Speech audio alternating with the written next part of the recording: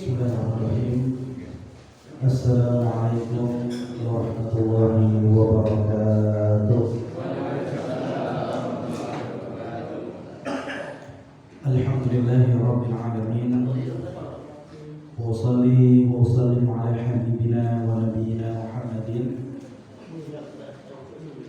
wa ala alihi wa ashabihi wa man tabi'ahum bi ihsan ila yaumiddin. Allahumma la sahla illa ma ja'altahu sahla wa anta taj'alul husna idza syi'ta sahla.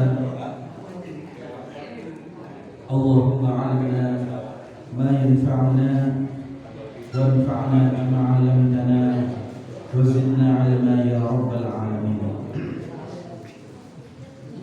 Para jemaah sekalian, bapak-bapak, ibu-ibu, para jemaah pengawasan Masjid Ar-Rahman, insyaallah dirahmati Allah Subhanahu wa taala.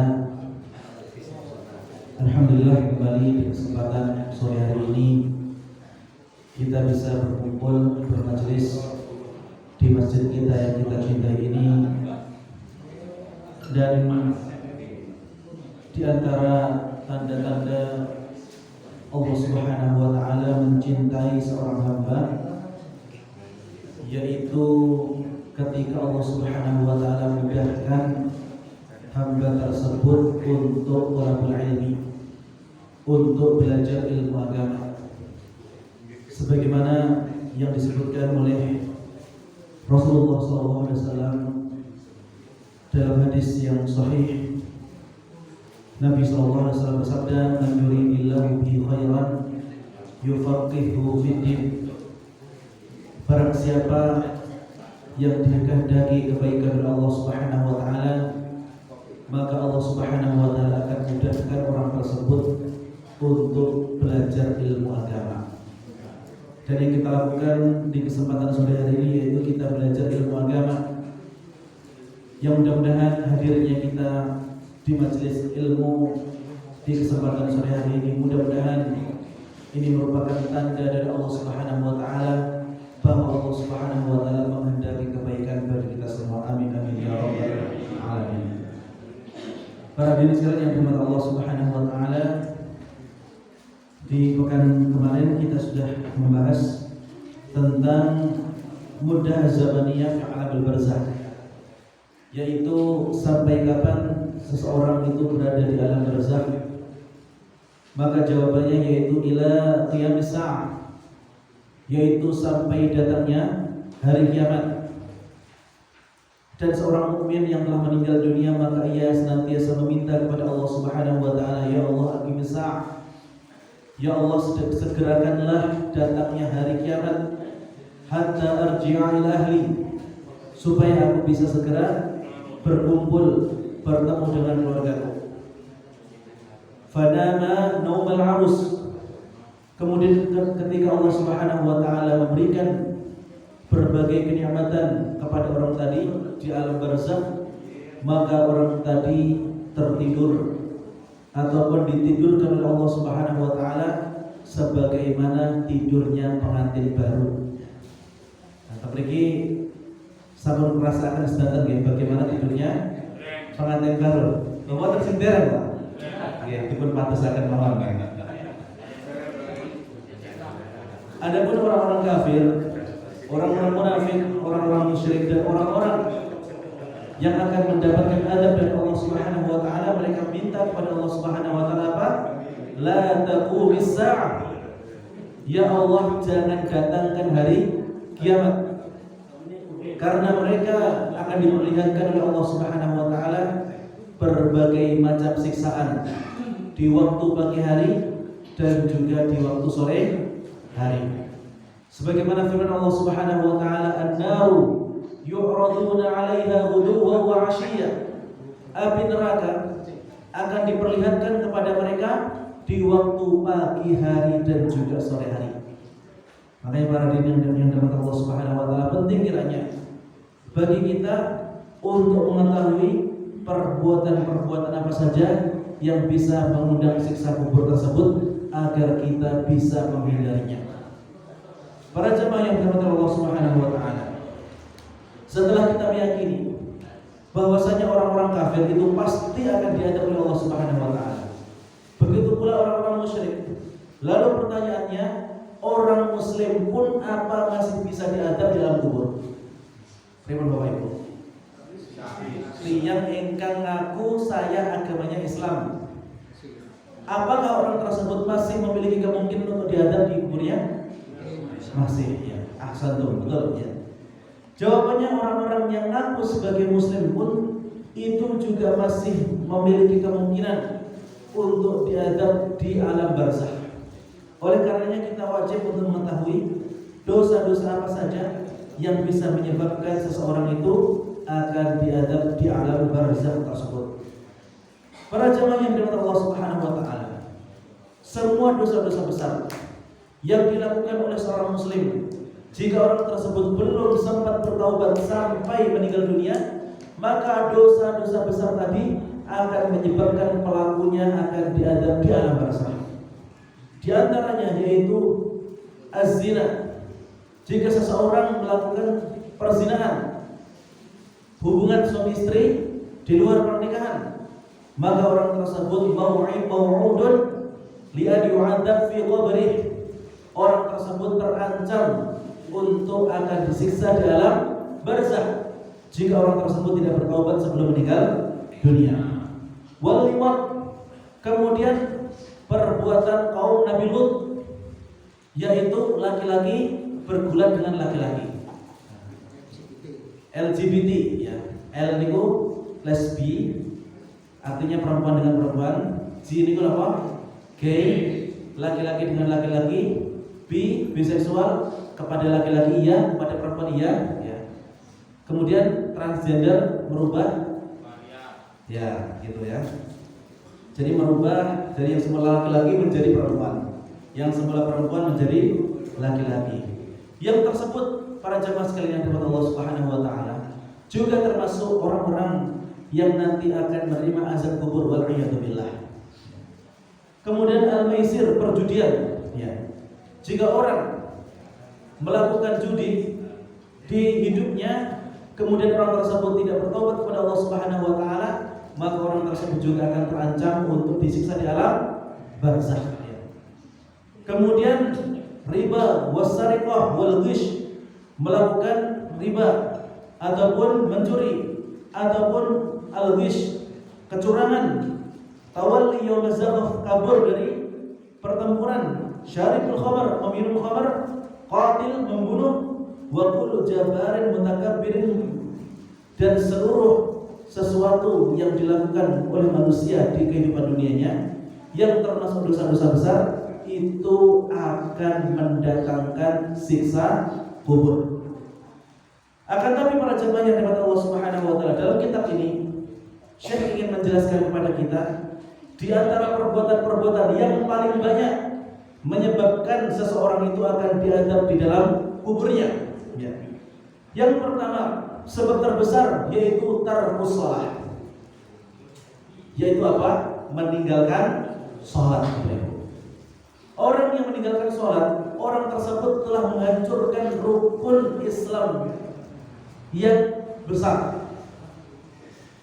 Bapak Ibu, ketika boten saged berangkat ibadah haji, maka tidak ada kewajiban bagi kita untuk ngoyo, harus banting tulang siang malam tidak istirahat. Ibadah haji itu hanya wajib bagi yang mampu. Kalau tidak mampu ya tidak wajib. Maka jika ada seseorang yang tidak berangkat ibadah haji karena memang tidak mampu, mampu itu ada dua, fisiknya dan juga uangnya ya. Fisiknya kuat, gak ada duit sama aja ya. Jika orang tersebut tidak bisa memiliki syarat-syarat untuk bisa berangkat ibadah haji, maka tidak wajib haji baginya. Akan tapi sholat, jika tidak bisa dilakukan berdiri, maka bisa dilakukan dengan duduk. Jika tidak bisa duduk, maka dengan berbaring miring. Jika tidak bisa miring, dengan terlentang. Tidak bisa terlentang, dengan isyarat. Tidak bisa dengan isyarat, disolatkan ya. Maka para jemaah yang dirahmati Allah Subhanahu wa taala, sholat itu tidak memiliki udzur sama sekali untuk ditinggalkan, kecuali tiga hal. Yang pertama, as-sabiyyu hatta yahtalim, anak kecil sampai dia balik. Kemudian yang kedua, yaitu seseorang yang pingsan hatta yastayqir, sampai orang tersebut bangun. Pingsan ataupun tidur sampai orang tersebut bangun. Kemudian al-majnunu hatta yufiqa, orang yang gila sampai dia sembuh. Jadi kalau misalkan ada orang yang tidak melaksanakan sholat, kemudian dia bukan anak kecil, kemudian dia juga bukan orang yang pingsan, pasti dia termasuk orang yang panjenengan yang jawab ya. Ya, jadi lupa itu termasuk misalnya benar-benar lupa. Dia mengira waktu sholat asar masih, tapi ternyata sudah, maka dia sholat di waktu dia ingat. Kata Nabi SAW, man nasiyaha falyusalliha idza dzakaraha. Jika seseorang itu terlupa untuk melaksanakan sholat, maka orang tadi sholat saat dia ingat. Dan ini pernah terjadi. Kalau misalkan benar-benar ada udzur ya. Dahulu para sahabat itu nate Pak, sholat subuh jam 8. Karena apa? Mereka sedang melaksanakan peperangan. Jadi perang berkecamuk. Kemudian mereka ternyata sadar matahari telah tinggi. Maka pada waktu itu mereka sholat saat mereka ingat. Kemudian juga pernah suatu ketika pada saat sahabat di kondisi yang sama ingin berangkat berperang, kemudian saking jauhnya perjalanan yang ditempuh, kemudian amunisi peperangan yang dibawa sangat berat, akhirnya mereka ketiduran dan mereka tidak bangun kecuali di waktu duha. Maka mereka sholat di waktu tersebut. Maka jika ada sebab yang syar'i seperti ini, maka orang tersebut sholat pada saat dia ingat.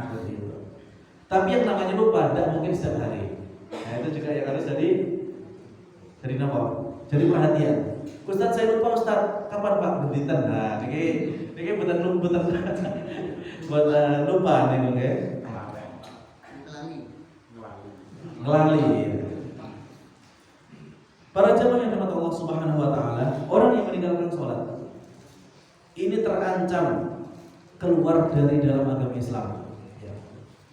Dalam sebuah hadis Nabi sallallahu alaihi wasallam nanti dawuh, al-ahdu bainana wa bainal kufri wasyirki tarkus shalah wa man tarakaha faqad kafar. Perjanjian antara diri kami dan orang-orang kafir serta orang-orang musyrik yaitu meninggalkan salat. Wa man tarakaha faqad kafar.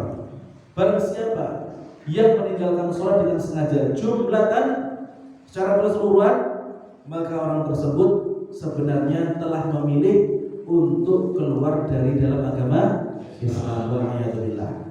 Makanya para jamaah sekalian, muncul sekarang pertanyaan, orang yang belas buat anak sholat masih wajib untuk disolatkan atau bukan? Nah, ini lagi. AKTP-nya muslim, tapi pihak pun belas sekalipun belum pernah bersujud kepada Allah Subhanahu wa taala. Pripun ini? Yang berikut masih wajib dipersolatkan dan memboleh. Ada bilang masih. Belum masih wajib dipersolatkan betul Mas Habib? Masih. Pripun Pak Tamir? Buatan saya sependapat dengan Pak Takmir. Leras Pak. Orang yang meninggalkan sholat itu tidak wajib untuk disolatkan. Kalau misalkan ada orang sebagai orang yang menyolatkan silahkan. Akan tapi panjenengan tidak menyolatkan.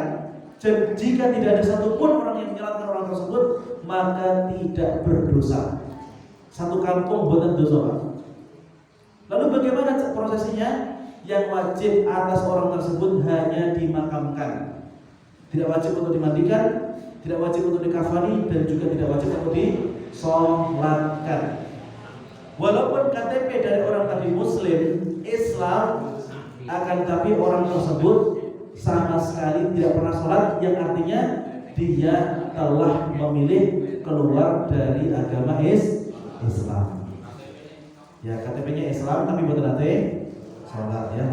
Makanya kita wajib untuk memberikan nasihat kepada saudara-saudara kita, kepada kerabat kita, kepada tetangga kita. Terlebih jika mereka merupakan keluarga kita, ya.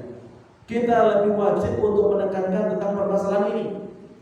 Kita selalu memperingati hari Isra Mi'raj, di mana Rasulullah SAW mengambil perintah salat tersebut langsung ke Sidratul Muntaha. Coba bayangkan para jemaah sekalian, seandainya salat itu tidak penting, maka ngapain Allah Subhanahu wa taala repot-repot mengisrakan kemudian memi'rajkan Rasulullah SAW ke langit yang ke-7? Maka saking pentingnya salat ini, Allah Subhanahu wa taala sendiri yang ingin menyampaikan langsung kepada Rasulullah Muhammad sallallahu alaihi wasallam. Dan dahulu para jemaah sekalian, awal mula salat itu disyariatkan kepada kita, Allah memerintahkan kepada kita untuk sehari semalam salat berapa kali? Masya Allah, sudah tahu ya, 50 kali. Kemudian Nabi dan Rasul yang sebelumnya meminta kepada Rasulullah, ya Muhammad, idhab ila rabbik, wahai Muhammad, pergilah kepada Tuhanmu, minta keringanan. Umatku dulu yang lebih kuat daripada umatmu, mereka tidak sanggup untuk sholat 50 kali, mintalah keringanan. Sampai akhirnya diringankan dan tersisa berapa? 5 ya. Maka 5 sholat ini sudah termasuk sholat yang sangat ringan menurut Rasulullah SAW, karena beliau malu untuk kembali menghadap Allah Subhanahu wa taala, minta keringanan lagi. Oleh karenanya para hadirin sekalian, Allah Subhanahu wa taala sudah tahu kalau kita tidak bisa menjaga semua umat yang mengaku muslim. Yang bisa kita jaga siapa? Diri kita dan keluarga kita saja. Sebagaimana firman Allah Subhanahu wa taala, ya ayyuhalladzina amanu qu anfusakum wa ahlikum nara.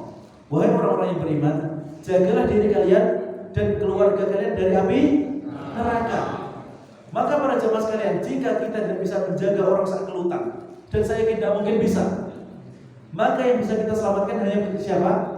Keluarga kita, jamaah kita, kenalan-kenalan kita, orang-orang yang mau untuk kita ajak untuk sholat. Kalau misalkan kita sudah mengajak dan tidak mau, maka nahnu bariun minhum, maka kita sudah berlepas diri dari apa yang mereka kerjakan. Panjenengan tidak boleh memaksa para jemaah sekalian, tapi kewajiban kita hanya mengajak. Lek purun ge alhamdulillah, lek mboten ge wis.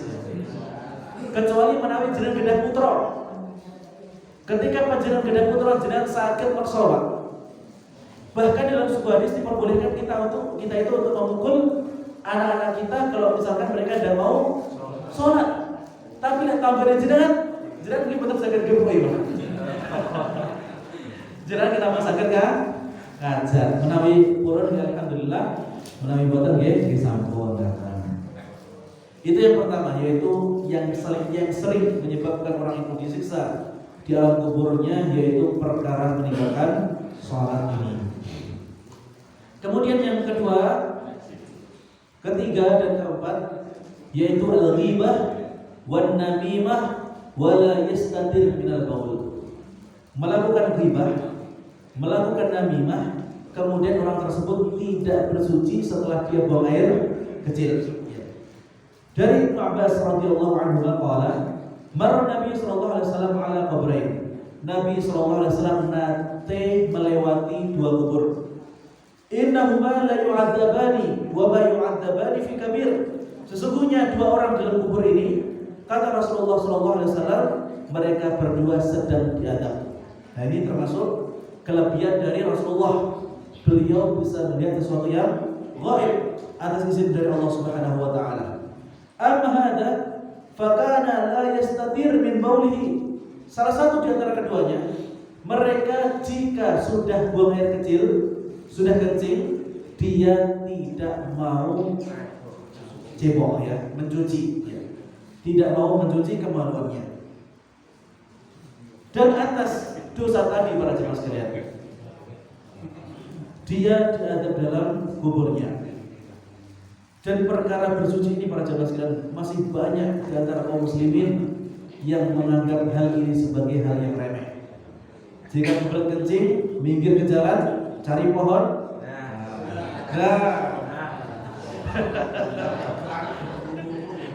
Pantesan ya, pohon-pohon di pinggir jalan itu musik-musik tak umum. Ya itu termasuk sesuatu yang bisa mendatangkan siksa kubur ya. Dan perkara ini masih banyak di antara orang yang belum paham dan juga belum mengetahui. Dikira permasalahan ringan, dikira permasalahan biasa-biasa.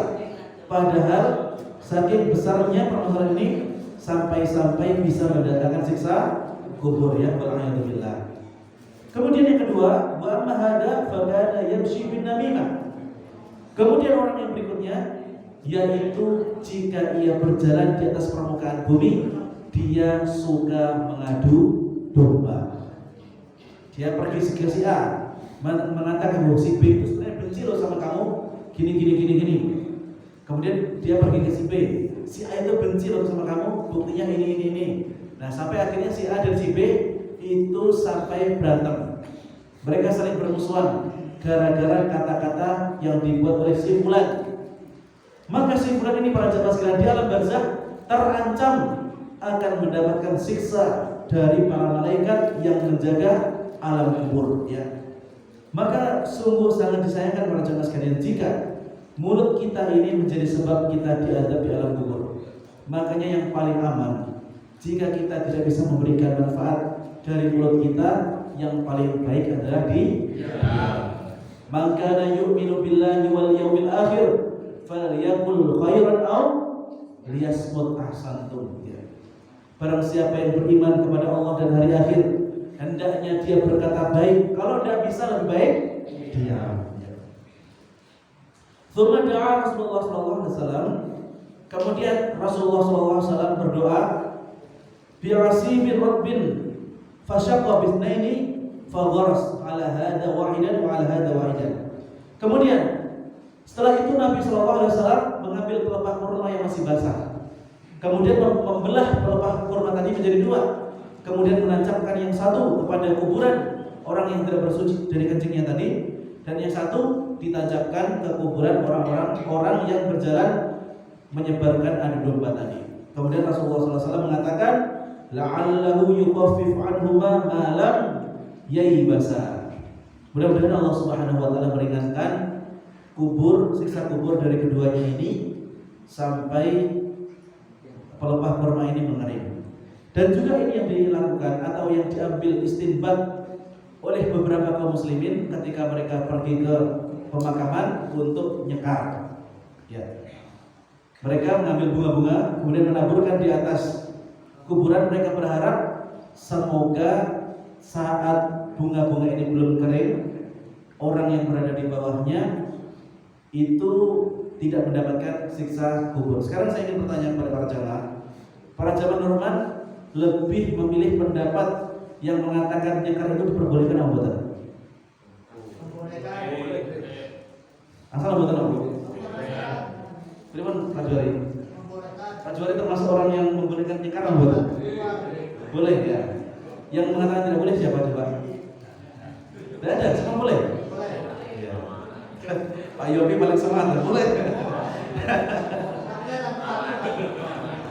Baik. Saya di sini akan mengatakan beberapa qaul di kalangan para ulama. Sebagian mereka mengatakan nyekar itu diperbolehkan berdasarkan hadis Nabi SAW ini tadi ya. Karena Nabi pernah meletakkan pelepah kurma tadi. Cuma para jamaah sekalian, ada juga ulama yang lain. Mereka yang mengatakan bahwasanya apa yang dilakukan oleh Rasulullah SAW ini hanya khusus bagi Nabi.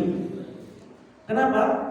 Karena Nabi SAW mengetahui sesuatu yang gaib dan beliau mengetahui apa yang terjadi di alam barzakh dari orang yang telah dimakamkan. Sekarang pertanyaannya, siapa dari kita yang mengetahui bagaimana kondisi orang yang berada di alam barzakh? Apakah dia termasuk orang yang mendapatkan azab atau mendapatkan nikmat dari Allah Subhanahu wa taala? Maka sebagian ulama yang menganggap bahwasanya nyekar itu ghairu masyru', maka mereka mengatakan bahwasanya ini merupakan khusus bagi Nabi sallallahu alaihi wasallam. Tapi yang jelas para jamaah sekalian, mendoakan orang di alam kubur itu boleh. Ya. Terlepas dari panjenengan ketika mendoakan membawa kembang nang mboten ya. Kalau misalkan Ustaz saya lali nggak bawa kembang, saya tak boleh malih, mboten perlu ya.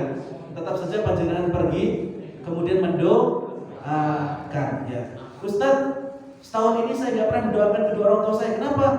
Kembangnya pada ketelasan misalnya. Nah, jadi tidak perlu nunggu kembang ya. Jadi kalau misalkan panjenengan ternyata ingin datang saja kemudian tanpa membawa kembang pun juga tidak menjadi masalah. Tetap boleh untuk mendoakan keluarga kita seperti itu ya. Dan mendoakan keluarga kita para jemaah sekalian. Kalau misalnya Ustaz, keluarga saya kan dikuburkan jauh di Kalimantan misalnya. Saya tidak mungkin ke sana. Caranya gimana Ustaz? Maka boleh ataupun bisa kita mendoakan dari sini ya. Dan itu juga keistimewaan orang-orang Islam. Kita bisa mendoakan keluarga kita dari mana saja. Dan nanti juga akan kita sebutkan para jemaah sekalian, nanti jika sudah sampai waktunya, ada nanti amalan-amalan yang akan bermanfaat bagi si mayit ya. Akan saya spill di salah satu di antaranya, yaitu bersedekah para jemaah sekalian. Itu pahalanya sangat luar biasa, bisa dirasakan oleh si mayit ya. Panjenengan bisa membuat makanan kemudian dikasihkan ke tetangga, ataupun dikasihkan ke fakir miskin, ataupun memasukkan uang ke kotak amal ya. Kemudian panjenengan mengatakan, saya ingatkan ya Allah, ini untuk bapak saya, ini untuk ibu saya atau siapa saja, insya Allah itu pahalanya akan sampai ya.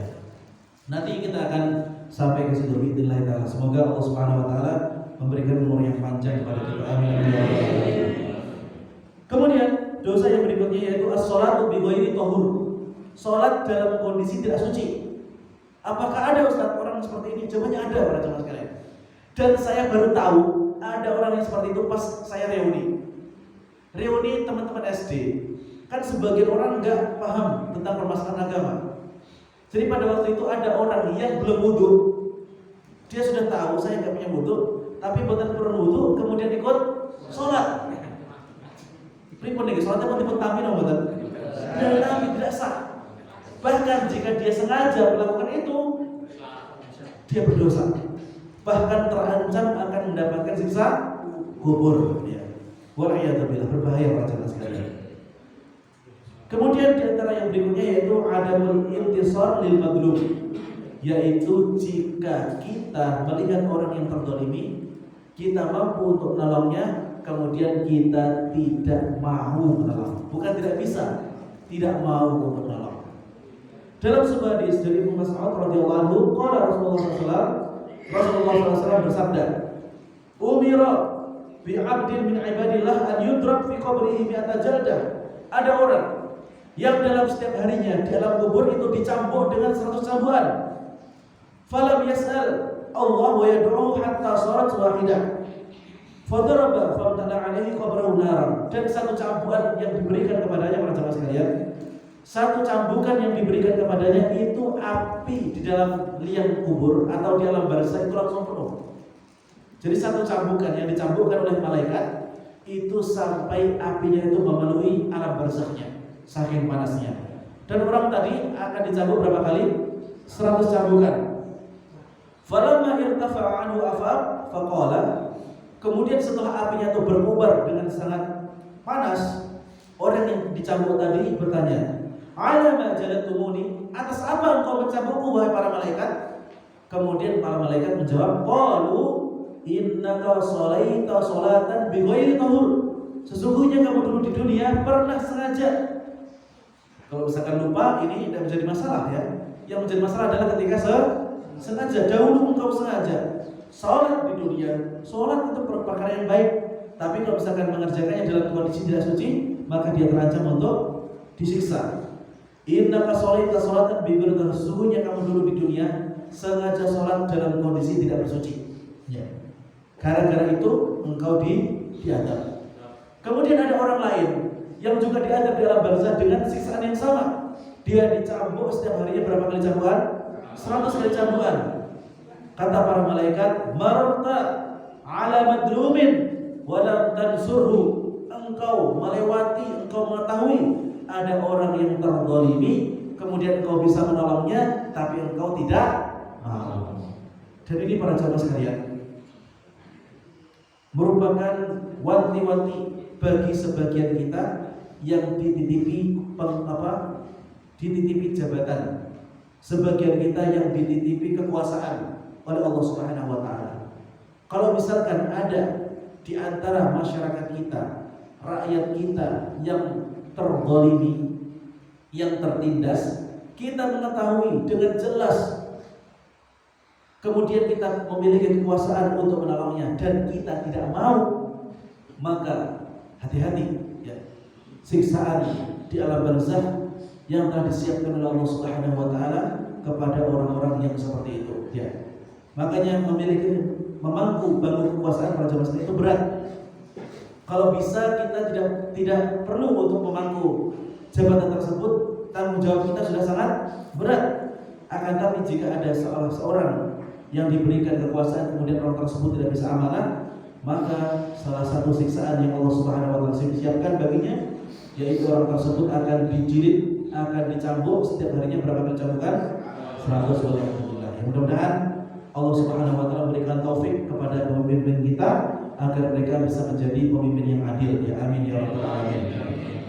Kemudian yang kelima yaitu al-ghulul wa huwa akhdhu minal maghnam qabla al-qismah, yaitu mengambil harta rampasan perang sebelum resmi dibagikan. Ini mungkin jarang kita temui karena sekarang kita tidak dalam kondisi berperang ya. Tapi kalau misalkan pada zaman dahulu itu ghanimah Bapak Ibu sekalian, itu tidak bisa dimiliki oleh seseorang sebelum dikumpulkan kemudian dibagikan. Jika ada salah satu pasukan yang dengan sengaja, misalnya dia menebas musuhnya, kemudian musuhnya tadi memakai cincin permata, kemudian dia diambil kemudian disahi, nah ini dia terancam akan mendapatkan siksa kubur ya. Ini di antara hal-hal yang harus kita ketahui walaupun kita tidak dalam kondisi berperang ya. Makanya para jemaah yang dirahmati Allah Subhanahu wa taala, saking mengerikannya siksa kubur yang itu nanti akan dialami oleh orang-orang di alam barzakh, wallahu taala alam berapa tahun sampai Allah Subhanahu wa taala membangkitkan mereka pada hari kiamat, maka Rasulullah SAW mengajarkan kepada kita doa-doa agar kita terhindar dari siksa kubur ya. Di antaranya fi kulli duburi shalah, setiap akhir salat setelah kita membaca doa tasyahud akhir, maka sebelum salam kita disunnahkan untuk membaca doa perlindungan dari azab kubur ini, yaitu Allahumma inni a'udzubika min adzabil qabr wa min adzabi jahannam wa min fitnatil mahya wal mamat wa min syarri fitnatil masih dajjal. Ya Allah, aku berlindung kepadamu dari siksa kubur. Wa a'udzubika min adzabi jahannam. Ya Allah, aku juga berlindung kepadamu dari siksa neraka jahannam. Wa min fitnatil mahya wal mamat, dan juga aku berlindung kepadamu ya Allah dari fitnah kehidupan dan juga kematian. Wa min syarri fitnatil masih dajjal, dan dari fitnah al-masih ad-dajjal yang nanti akan muncul di hari kiamatnya. Kemudian para jemaah sekalian, kita juga disunahkan untuk membaca di zikir pagi dan juga zikir sore kita, yaitu dengan membaca Rabbi a'udzubika min adzabin fil nari wa adzabin fil qabr.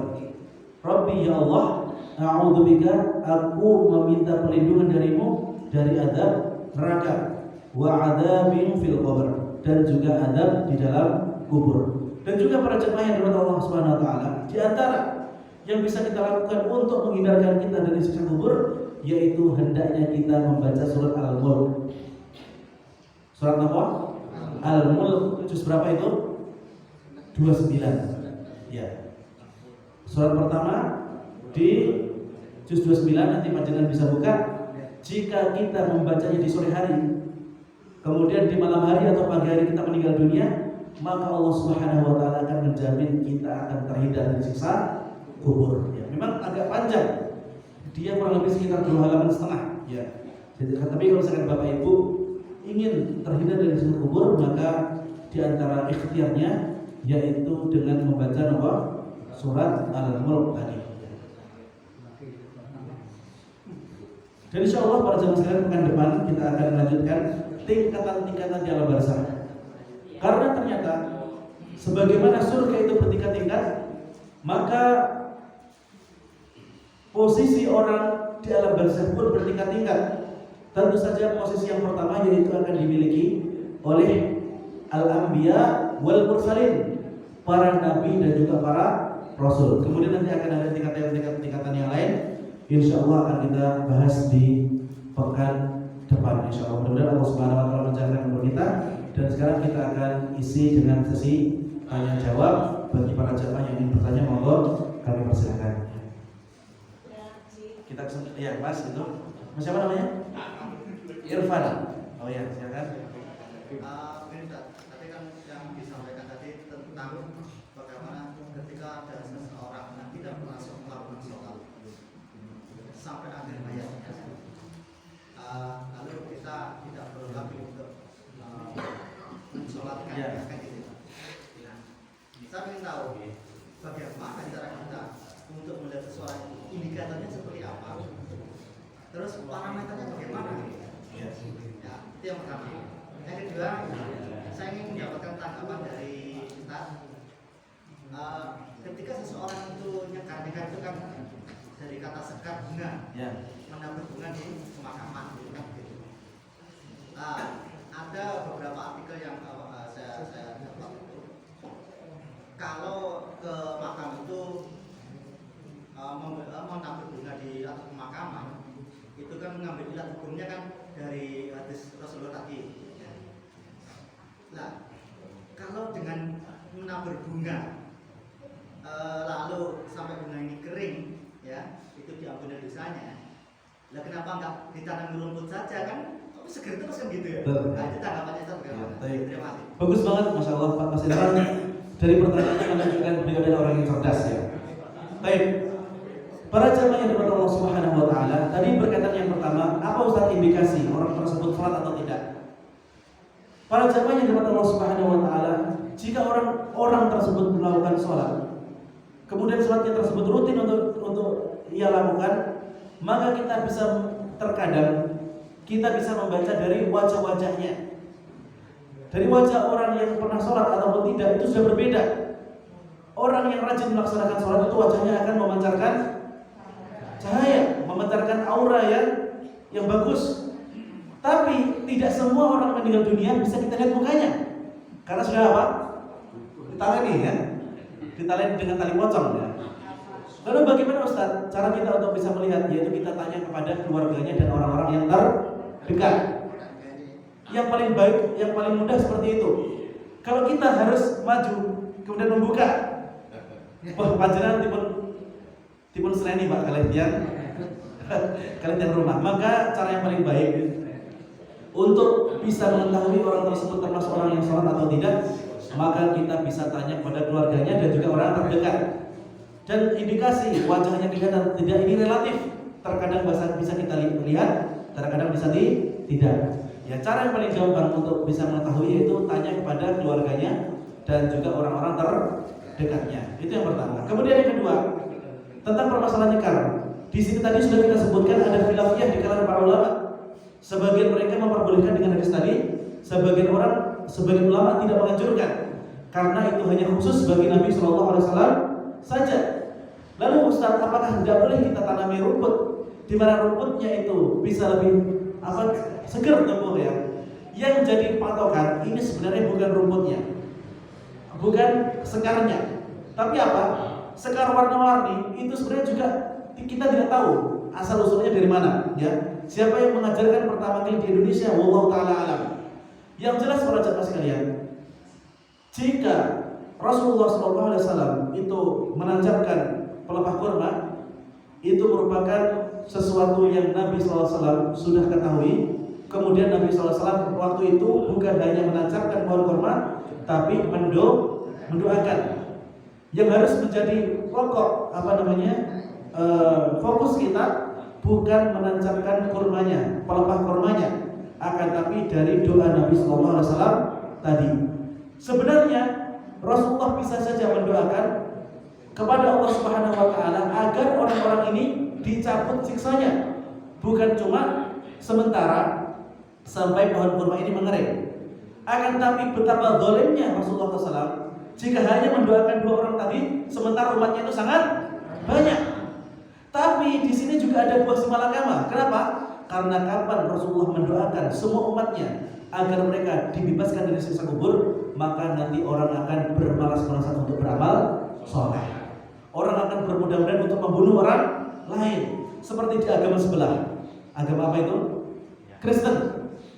Di sana semua dosa dan umatnya sudah ditanggung Yesus. Buat apa kalau kita sholat? Buat apa kalau itu beribadah? Ya udah kita mencuri saja. Ya udah kita berzina saja. Ya udah ngapain kita ikut tuntunan agama kalau dosa-dosa kita itu sudah ditanggung. Makanya itu merupakan fi'lun Nabi sallallahu alaihi wasallam yang jika sebagian kita memilih pendapat bahwasanya nyekar itu tidak disarankan, maka tidak menjadi masalah. Tapi bagi sebagian saudara-saudara kita yang masih membawa bunga ke pemakaman, maka ini juga tidak menjadi permasalahan, ya, tetap boleh-boleh saja dan juga bukan termasuk sesuatu yang bisa mendatangkan dosa ataupun maksiat kepada Allah Subhanahu wa taala. Namun yang perlu untuk kami tekankan di sini yaitu doa, bersama saya. Doa dan doa. Sebagian orang itu salah memiliki persepsi bahwasanya ketika kuburnya itu disiram dengan air, kemudian orang yang berada di bawahnya itu adem, misalnya seperti itu. Kalau misalkan disiram dengan air adem, ya udah dialiri selang sekalian gitu kan. Maka ad-dinu laisa birra'i, ya. Agama itu tidak bisa kita akal-akali dengan pikiran, ya. Agama tidak bisa kita akal-akali dengan otak, ya. Yang jelas agama itu merupakan wahyu dari Allah Subhanahu wa taala, ya. Jadi kalau misalkan kita benar-benar ingin orang yang di alam barzakh itu tidak mendapatkan siksa ataupun minimal diringankan siksanya oleh Allah Subhanahu wa taala, yaitu kita mendoakan, ya. Adapun jika kita lebih memilih misalnya pendapat yang mengatakan bahwasanya nyekar itu tidak perlu, maka tidak menjadi masalah, ya. Bahkan itu yang bagus insyaallah taala. Bagaimana bagi mereka yang sholatnya kadang-kadang? Ya, masya Allah. Gimana Ustaz bagi mereka yang sholatnya kadang-kadang? Maka di sini harus ada tafsil atau harus ada rincian. Kita wajib mengetahui orang yang sholat kadang-kadang tadi dia meninggalkan sholat itu gara-gara dia malas ataupun dia meyakini bahwasanya sholat itu tidak wajib. Ini mana? Dia meyakini yang mana? Sholat itu tidak wajib atau malas? Malas. Kalau misalkan dia meyakini sholat itu tidak wajib, maka dia telah keluar dari agama Islam. Karena wajibnya sholat itu wajib kita yakini sebagai rukun Islam. Tapi kalau misalkan malas, di sini para ulama khilafiyah, beda pendapat. Sebagian ulama mengatakan dia telah keluar dari agama Islam jika meninggalkan secara terus-menerus. Tapi jika dia meninggalkan karena malas, maka di sini dia dihukumi sebagai orang yang fasik. Orang yang apa? Fasik. Orang yang fasik itu persaksiannya kalau zaman Nabi, ya, buat timbul tampil. Jadi kalau misalkan dia melihat sesuatu kejadian kemudian akan dijadikan saksi, maka dia tidak diterima persaksiannya. Kemudian jika dia misalnya menjadi perawi hadis, pada zaman dahulu ada perawi hadis, tapi setelah zamannya Imam Bukhari dan juga Imam Muslim dan lainnya, maka terputus setelahnya untuk menjadi perawi hadis karena sudah dicukupkan oleh para perawi tersebut. Akan tapi sampai sekarang juga masih ada sanad-sanad yang tersambung sampai Rasulullah SAW. Tapi jika orang tersebut meninggalkan karena malas, maka dia dihukumi sebagai seorang yang fasik, yang tidak diterima kesaksiannya dan juga tidak bisa menjadi salah satu perawi hadis. Orang tersebut wajib bertaubat, kemudian wajib untuk mengerjakan sholat 5 waktu. Ya, jadi kalau misalkan dia meninggalkannya karena malas, Pak Nur, itu termasuk orang yang fasik. Ya, kalau orang yang fasik ini masih disolatkan, tapi para kiai dan alim ulama tidak boleh menyolatkan mereka. Nah, di sini Pak Juwari tidak boleh menyolatkan orang yang fasik karena apa? Beliau tokoh, iya. Tokoh-tokoh yang ada di sini tidak boleh ikut menyolatkan. Dulu nanti Pak, kalau jam tanggal begal itu tipe sholatnya mau Pak. Dia melakukan dosa besar. Setiap hari mantan tiang, bendina mantan tiang. maser tiang itu biasa. Ternyata bosnya begal itu meninggal. Kemudian sama keluarganya jenazahnya dibawa ke kampus kami, Gastiba Makassar. Dan di situ para ustadz tidak mau menyolatkan. Akan tapi mahasiswa disuruh yaudah kalian menyolatkan untuk menggugurkan kewajiban. Jadi panjenengan di sini yang termasuk alim ulama, yang termasuk tokoh, dilarang untuk menyolatkan orang fasik. Ya untuk menghormati panjenengan datang nggak apa-apa, tapi tidak perlu ikut menyolatkan. Kata mana ya? Mas David apa tadi? Ibu benar, gerak ibu. Jadi monggo nggih. Pertanyaan saya sederhana dan singkat. Apakah antara azab dikubur dengan azab di alam barzah itu tidak sama? Tidak sama apa perbedaannya? Baik, saya paham. Yang kedua, Ya. tadi disarankan harus untuk memperbanyak doa. Doa di akhir sholat itu sudah dilakukan pada saat baik sholat pagi subuh, zuhur, asar dan isya itu kan sudah berturut-turut. Ya. Apakah ini ditambah dengan membaca surat Al-Mulk? Surat Al-Mulknya dibaca di waktu sore hari. Ya. Ya. Kalau apa namanya?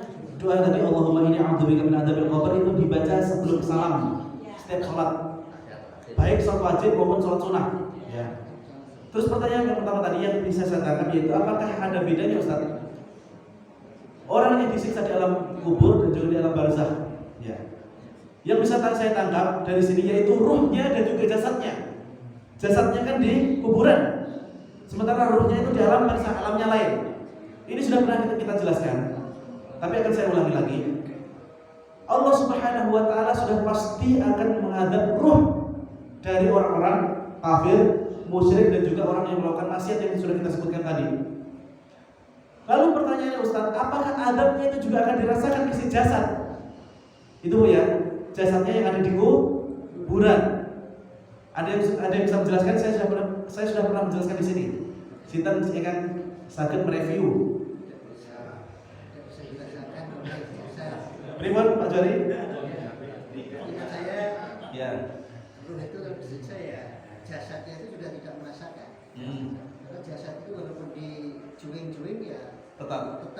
ruhnya yang merasakan. Ya, insyaallah. Ya. Kalau jasad tidak merasakan. Ya, bagus. Jadi begitu ya. Yang akan diadab di alam barzakh itu adalah ruhnya. Akan tapi Allah Subhanahu wa Ta'ala Maha mampu untuk menyampaikan adab tadi tembus kepada jasadnya. Seandainya semua jasad dari orang-orang kafir itu juga diadab, maka tidak akan tersisa orang yang tidak beriman di atas permukaan bumi. Karena mereka bisa menyaksikan bahwa akhirnya kalau orang itu tidak muslim ataupun muslim tapi tidak sholat, mereka akan diadab seperti ini, gosong-gosong, ajur, kobong dan seterusnya. Maka tidak akan tersisa orang yang tidak beriman. Akan tapi Allah Subhanahu wa Ta'ala menyembunyikan adab tadi hanya kepada ruhnya saja di alam barzakh. Akan tapi terkadang Allah Subhanahu wa Ta'ala ingin menunjukkan kepada sebagian dari hambanya yang mendapatkan siksa di alam barzakh sampai adab tadi menyulut ataupun sampai di jasad seseorang. Makanya terkadang kita bisa menyaksikan sebagian orang itu jasadnya rusak setelah beberapa saat dikuburkan. Maka itu Allah Subhanahu wa Ta'ala ingin menunjukkan di antara kekuasaannya. Kemudian ingin agar orang-orang yang masih hidup itu bisa mengambil ibrah ataupun pelajaran. Jadi yang disiksa itu yang rajih dari kalangan, di sini ada khilafiyah tentu saja. Tapi yang rajih di kalangan para ulama yaitu yang diadab hanya ruhnya saja di alam barzakh. Akan tapi Allah juga bisa menyampaikan adab tadi ke jasad seseorang di kuburan, tapi boten sedanten. Hanya sebagian orang saja yang diinginkan oleh Allah Subhanahu wa Ta'ala. Boten Bu nggih? Nggih. David? Ini tadi disebutkan tadi bahwa yang salah satu yang diazab adalah tidak bersuci saat sholat. Ada kasus mungkin kan pada waktu sholat, ya, kentut, Ya. akhirnya karena malu dia terus saat sholat saja. Berarti kan sudah tidak suci. Ya. Apa itu bisa dipersamakan dengan yang diazab di alat tersebut tadi? Baik. Terima kasih. Ya, pertanyaan sangat bagus. Gimana Ustaz kalau misalkan kita malu kalau kentut di sholat? Tit gitu. Kalau misalkan kita keluar dari shaf, masuk pemandangan gitu. Maka para jamaah yang dirahmati Allah Subhanahu wa taala, kita tidak perlu malu untuk keluar dari barisan sholat. Tapi kalau misalkan benar-benar malu tidak dengan niatan merendahkan amal ibadah sholat, maka insya Allah orang tersebut tidak akan diadab. Tapi orang tersebut wajib bertaubat setelahnya. Ya, pastilah. Masa ngentut buat mengulang sholat? Gimana? Ya. Jadi wajib untuk mengulang sholatnya. Ya. Walaupun dia menyelesaikan sampai salam, tapi sholatnya tadi tidak sah.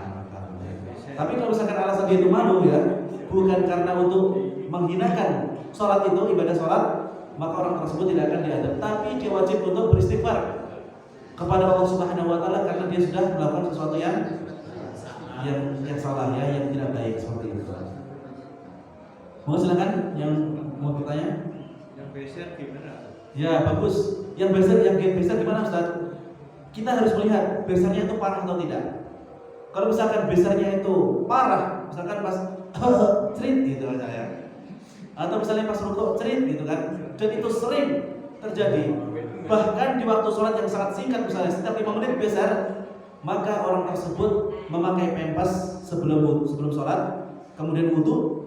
Dan jika terjadi beser di tengah-tengah sholat, maka orang tadi tetap melanjutkan sholatnya jika besernya parah. Tapi jika besernya 2 jam sekali, 3 jam sekali, maka orang tersebut berwudu, ya, mengulang sholatnya. Karena tidak sampai misalkan orang tersebut tidak sampai waktu sholat itu keluar jika ia harus mengganti pokoknya dan seterusnya. Tapi kalau misalkan itu sering banget kemudian menjadi masyaqqah atau sesuatu yang sulit bagi kita, maka tidak mengapa kita sholat dalam kondisi seperti itu. Ya, karena tidak bisa dipungkiri yang akan sahabat sepuh Bapak Ibu itu pasti atau beberapa memiliki penyakit yang seperti itu, ya. Dan orang yang masih sepuh kemudian beser dan masih semangat untuk melakukan sholat, kurang ini Bapak, jempol. Karena banyak orang yang sudah tua kemudian beser, mereka tidak mau bertanya bagaimana hukumnya.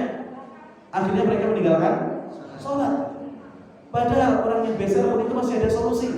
Bagaimana cara mengerjakan sholat dalam kondisi beser tadi, ya.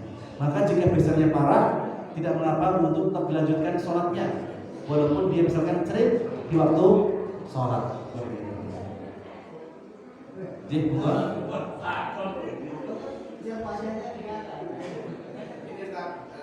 Tidur itu kan membatalkan wudu, ya.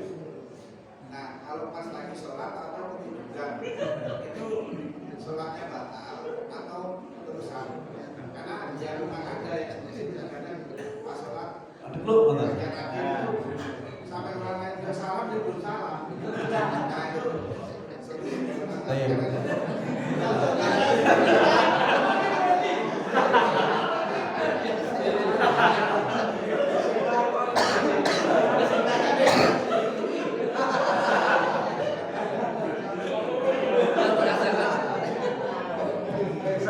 sakit nikmatnya, sakit nikmatnya. Ustaz, gimana kalau misalkan ketiduran di waktu sholat? Apakah sholatnya batal atau tidak, ya? Ini masuk ke pembahasan fikih, ya. Ini sudah kita bahas detail dalam kajian Bidayatul Mujtahid wa Nihayatul Muqtasid, ya. Orang yang sedang tidur, apakah dia membatalkan wudu atau tidak? Maka di sini harus kita bagi menjadi beberapa bagian. Sebagian ulama mengatakan bahwasanya tidur itu ringan atau tidak, maka dia bisa membatalkan wudu, Akan tapi kalau misalkan di sini kebanyakan mazhab Syafi'i itu mengatakan bahwasanya jika tidurnya itu dalam, maka membatalkan wudu. Tapi jika tidurnya itu tidak dalam, kemudian duduknya dalam kondisi seperti ini, bersila, maka itu tidak sampai membatalkan wudu. Jadi sering terjadi pada waktu sholat Jumat, pada waktu khutbah. Apalagi kalau misalkan khotibnya nggak jelas apa yang dikhutbahkan. Ya. Ya. Maka jika tidurnya itu sangat dalam, maka ini wajib untuk mengulang wudunya, berwudu kembali. Gimana tandanya kita itu dalam atau tidak? Misalnya pun Pak, kita memegang sebuah benda, kemudian kita ketiduran ceplok benda niki cross terasa, maka itu tidurnya tidak dalam, maka tidak batal. Tapi kalau misalkan sudah pegang apa, misalnya pegang ini atau pegang tasbih atau pegang apa, tasbih gludung tetap boten kroso, nah niki dalam berarti. Maka dalam kondisi itu wajib untuk mengulang wudunya, wajib untuk mengulang sholatnya. Apalagi kalau misalkan imam sudah salam, tidak perlu belas. Ya ini termasuk orang yang harus mengulang sholatnya seperti itu. Ya mungkin itu yang dapat kami sampaikan di kesempatan malam hari ini, mudah-mudahan bermanfaat bagi kita semua. Marilah kita tutup dengan baca doa kafaratul majelis. Subhanallahumma rabbana wa bihamdika asyhadu an la ilaha illa anta astaghfiruka wa atubu ilaik. Alhamdulillah walhamdulillahirabbil alamin. Wassalamualaikum warahmatullahi wabarakatuh.